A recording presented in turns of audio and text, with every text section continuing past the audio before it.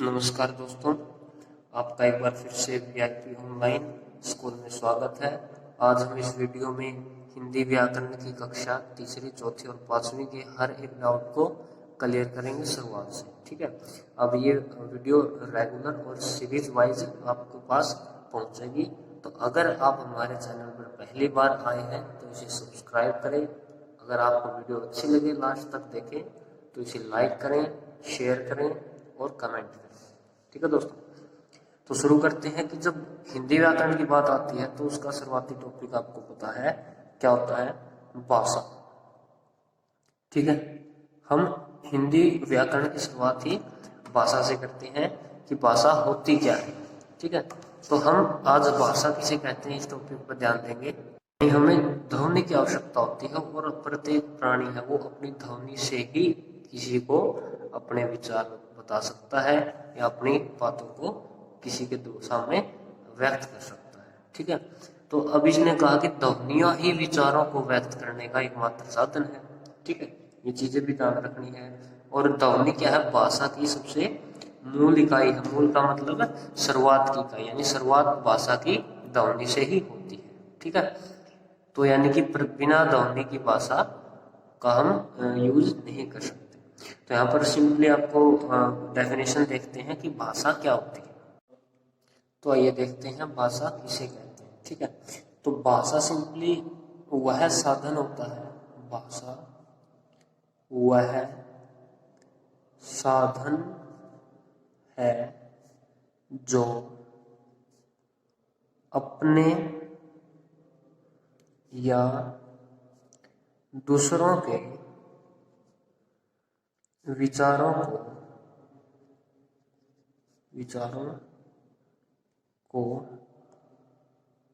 समझने या समझाने का कार्य करता है। ठीक है दोस्तों, यानी कि भाषा वह साधन है जो अपने या दूसरों के विचारों को समझने, यानी कि दूसरों के विचार समझने और अपने विचार दूसरों को समझाने का काम करता है, तो वो भाषा कहलाती है। ठीक है, सिंपली यानी मैंने पहले ही बताया कि ध्वनि है। ध्वनि क्या है? भाषा का सबसे मूल इकाई है, यानी शुरुआत की इकाई है। तो बिना ध्वनि के हम भाषा को नहीं समझ सकते। ये भी इम्पोर्टेंट आपके पॉइंट है। ठीक है, तो अब हम चलते हैं कि भाषा कितने प्रकार की होती है, हम भाषा को कैसे कैसे समझ सकते हैं। तो ये चीज आपने पढ़ी होगी कि भाषा के क्या होते हैं, भाषा के प्रकार या फिर भाषा का रूप। ठीक है, तो भाषा का रूप, भाषा कितने प्रकार की होती है? भाषा 3 प्रकार की होती है। भाषा 3 प्रकार की होती है। ठीक है दोस्तों, तो कौन कौन सी होती है? पहली होती है मौखिक भाषा। मौखिक भाषा, ठीक है। उसके बाद नंबर 2 आता है लिखित भाषा, और नंबर 3 आता है सांकेतिक भाषा। सांकेतिक भाषा। ठीक है दोस्तों, तो आज हम सबसे पहले मौखिक भाषा को देखते हैं कि मौखिक भाषा होती क्या है। ठीक है, तो मौखिक भाषा सिंपली डिनोट करेंगे मौखिक भाषा। मौखिक भाषा, भाषा का वह रूप जो हम बोलकर व्यक्त करते हैं। ठीक है, मौखिक भाषा क्या होती है?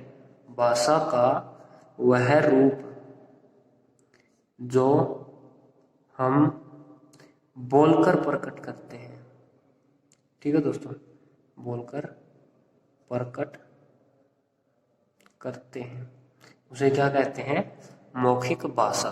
ठीक है, यानी जब मैं बोल रहा हूँ वही चीजें आपको सुनाई दे रही हैं तो वो एक मौखिक भाषा है। ठीक है, तो अब आप उदाहरण देखें कि मौखिक भाषा के उदाहरण क्या होते हैं। मौखिक भाषा का उदाहरण सिंपली आपने पहले भी देखा होगा कि टीवी और रेडियो, ये 2 चीजें हैं जो मौखिक भाषा का उदाहरण है। ठीक है, और भी हैं बहुत सारी, लेकिन हम इन्हीं दो को लेकर चलेंगे। टीवी और रेडियो, ये चीजें हमें बोलकर सुनाई जाती है, तो ये मौखिक भाषा का ही रूप होगा। ठीक है, अगला पॉइंट आपका आता है लिखित भाषा। नंबर 2 पर क्या आएगा? लिखित भाषा। ठीक है, अब लिखित भाषा क्या होती है? लिखित भाषा यानी अब आप देखो कि मैं बोलकर आपको समझा रहा हूं तो वो मौखिक भाषा का रूप है, अब मैं आपको लिखकर समझा रहा हूं तो वो लिखित भाषा का रूप है। नाम से पता चलता है कि भाषा का वह रूप जो लिखकर प्रकट किया जाता है, लिखकर प्रकट किया जाता है, उसे हम लिखित भाषा कहते हैं। ठीक है, आपने समाचार पत्र देखे होंगे, समाचार पत्र आपको लिखित में मिलेंगे। आपको पुस्तकें दिखाई दी होंगी, पुस्तकों आपको पता है। तो यह क्या है? दोनों उदाहरण है जो मैंने दी, ये लिखित भाषा के उदाहरण है। टीवी, रेडियो, ये मौखिक भाषा का ही उदाहरण है। ठीक है दोस्तों, अब आगे बढ़ते हैं आपके नंबर 3 पर। नंबर 3 में क्या आएगा? सांकेतिक भाषा। क्या चीज है? सांकेतिक भाषा। यानी सांकेतिक भाषा वो होती है जो विचार संकेतों के द्वारा व्यक्त किए जाते हैं। संकेतों के द्वारा मतलब इशारों से। ठीक है, या फिर कुछ चेतावनी दी जाती है तो उसे क्या बोलते हैं? सांकेतिक भाषा का ही पार्ट यानी उसका हिस्सा बोलते हैं। जैसे आप किसी भी मार्ग पर सफर कर रहे हैं तो वहां पर आपको बाएं मुड़ना है, या फिर ब्रेकर है, या फिर आगे रेल की पटरी है। इस तरीके के जो सिंबल, जो संकेत दिखाई देंगे वो सांकेतिक भाषा के अंदर ही आते हैं। ठीक है, या आपने कोई ऐसा इशारा किया किसी दूसरे को कि चुप होना है, बैठना है, बाहर जाना है, अंदर आना है, इशारों से। ठीक है, तो वो भी सांकेतिक भाषा का रूप होता है। ठीक है, तो बहुत ही आसान था। भाषा वो क्या होता है जो अपने विचारों को दूसरों के सामने, दूसरों के विचारों को समझने में मदद करता है। 3 प्रकार है आपने देखा, मौखिक, लिखित, सांकेतिक। ठीक है, एक में हम बोलते हैं, एक में हम लिखकर व्यक्त करते हैं, और एक में हम अपने इशारों से दूसरे को समझाने की कोशिश करते हैं। ठीक है, अब भाषा के अंदर एक चीज और होती है कि बोली। ठीक है, कि बोली क्या होता है, तो हम उस टॉपिक को क्लियर कर देते हैं कि बोली। तो सिंपल ही बात है कि जो भाषा का क्षेत्रीय रूप होता है, भाषा का या तो आप बोले स्थानीय या क्षेत्रीय रूप क्या कहलाता है? उस भाषा मतलब बोली कहलाता है। ठीक है, भाषा का स्थानीय और क्षेत्रीय रूप कैसे? यानी कि कोई ऐसी छोटी जगह है, ठीक है, जैसे हरियाणवी भाषा है। हरियाणवी भाषा, जब हम हरियाणवी भाषा को देखते हैं तो वो एक क्षेत्र में सीमित रहती है। ठीक है, तो उसे हम क्या बोलेंगे? जैसे आपको हरियाणवी, ठीक है, हरियाणवी, या फिर आप कह सकते हैं राजस्थानी। ये दोनों क्या है? भाषा है नहीं, ये बोली का रूप होती है। ठीक है, अब पंजाबी हो एक भाषा का रूप आता है। ठीक है, तो बोली आपको पता चल गया कि स्थानीय रूप क्या कहलाता है, उसका बोली कहलाता है। ठीक है, और एक होती है आपके पास राष्ट्रीय भाषा। ठीक है, दो टाइप की और रहेगी कि राष्ट्रीय भाषा क्या होती है? राष्ट्रीय भाषा, ठीक है, वह भाषा जो किसी राष्ट्र की को प्रमुख भाषा होती है। ठीक है, तो उसे हम क्या कहते हैं? राष्ट्रीय भाषा, किसी राष्ट्र की प्रमुख भाषा। अब उसकी डेफिनेशन इस प्रकार है कि किसी देश की प्रमुख भाषा को हम राष्ट्रीय भाषा कहते हैं। ठीक है, जैसे भारत के अंदर हम देखें कि हिंदी प्रमुख है, तो भारत की जो राष्ट्रीय भाषा होगी वो क्या होगी? हिंदी ही होगी। ठीक है, अब उसके बाद आते हैं अंतर्राष्ट्रीय भाषा। अंतर्राष्ट्रीय भाषा क्या होती है वो भी समझ लेते हैं। जो किसी विश्व यानी पूरे विश्व की प्रमुख भाषा होती है। ठीक है, विश्व के अंदर प्रचलित भाषा, विश्व में प्रचलित या प्रमुख भाषा वो क्या कहलाती है? अंतर्राष्ट्रीय भाषा कहलाती है। ठीक है, जैसे अगर हम देखें कि अंतर्राष्ट्रीय भाषा हमारे विश्व की क्या है, तो वो होगी अंग्रेजी।